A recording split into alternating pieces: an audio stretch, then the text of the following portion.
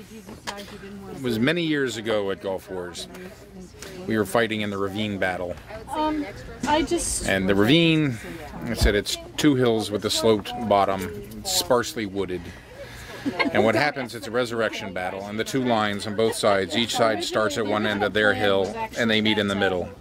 And they tend to be a static line in the middle of fighting. And I was commanding my unit, which, and because it's a resurrection battle, your unit does not stay solid. It's individuals join in as they get resurrected and come back. So it was part of my own group and part of others who had just come back from the resurrection point. And as I was commanding the unit and filling holes as somebody would die, I would send another fighter into the gap. So I was out of the line of, I was on the second row, so I was out of the line of the main action. And there was like a no man's land between it and our line and their line. So I thought I was safe.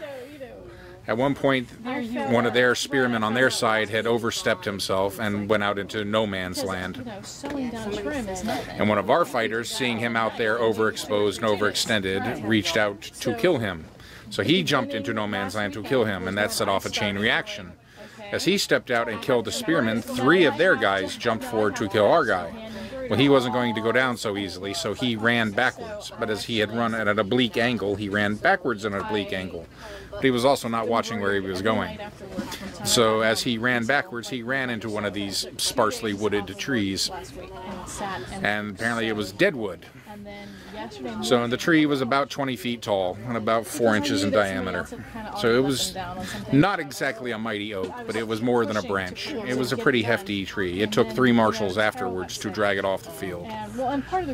So I'm standing there commanding my unit and not paying attention to this way because I'm getting my troops in line this way. And everyone else had apparently seen this. As he ran obliquely at this angle, he clipped this tree and knocked it down. So it fell sideways and headed right through our unit. Everyone else saw it and jumped out of the way. Meanwhile, I was paying attention to something else and got clobbered by this tree. And I'm sitting there, and in these kind of situations, time moves very slowly. So while the whole thing happened in about 2 seconds, in retrospect, it seems like it was 5 minutes because I analyzed this thing. I was wondering how on earth one of their guys managed to get through our line and hit me that hard, because there was no way that a spear or an arrow could have hit me like that.